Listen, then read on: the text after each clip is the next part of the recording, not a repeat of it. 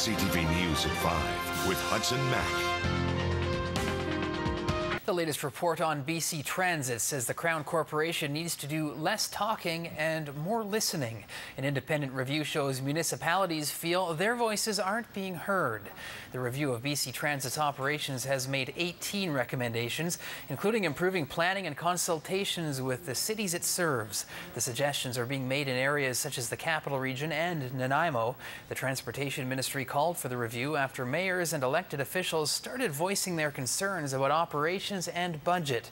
The panel says the relationship between BC Transit and local governments needs to improve. We have a partnership, and with that partnership, there's a feeling that local government, being equal partners with BC Transit, needs to be at the table more on the front end in decision making, whether it be on capital purchases, whether it be on how the financials are delivered to local governments. There are a number of other ideas in there.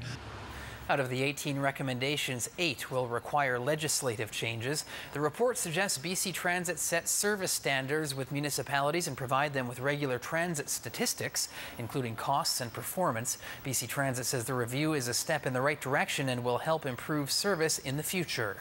I think a lot of people don't understand, but transit and land use are so tied together. And one of the challenges that we've had is sometimes decisions are made, and it's not just locally, it could be provincially as well, and transit is not taken into consideration. And I think the report highlights examples of that. And if we talk earlier and communicate earlier and we're part of the planning process, I think you're going to get a better solution. The Transportation Ministry says it will consider each recommendation before giving an official response at the 2012 Union of British Columbia Municipalities Convention in September. Alberta Premier Alison Redford says she's ready to talk about a national energy policy, but says BC is mistaken if it thinks those discussions will include splitting oil royalties. Redford made the comments this morning following a speech to a legal convention in Vancouver. The Alberta Premier is holding firm to her position that revising the sharing of royalties will fundamentally alter Confederation. Well, we have every other premier across this country understanding the importance of an energy economy and understanding that it's important for all Canadians that we do work together.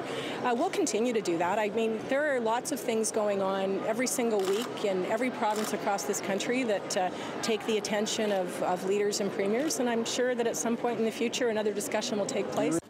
Redford and Premier Christy Clark are at odds over Clark's demand for more royalties from the Northern Gateway project. If the multi-billion-dollar pipeline is to be permitted to cross our province, BC will receive about $6 billion of an estimated $81 billion in tax revenue over the 30 years of the project. Alberta is expected to receive about $32 billion. The Harbour City River Stewards is working around the clock to get more salmon spawning in Woodstream Park. Crews are unloading large logs, boulders, and gravel along the stream today as part of a Salmon Enhancement project. The goal is to get Departure Creek overflowing with Pacific salmon and coho by improving the embankment. The project manager says they need to stabilize the river first so they can increase pool depth and create spawning platforms. Additional structures that are going to be built in a creek with large woody debris and some boulders, and that'll cause the creek to scour in areas and make pools. This area behind me is going to be an area that's going to be worked on, and there's going to be some structures built in here. And those structures will make better habitat for the fish. It'll create pools, riffles, and glades so that the fish have a good spawning area.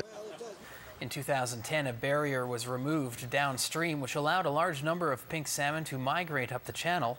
Crews say they must be prepared because they expect a lot of fish this fall. The project is expected to be complete in 3 days. A couple of grandfathers are catching their breath tonight after pedaling across the country in efforts to shed light on a deadly disease.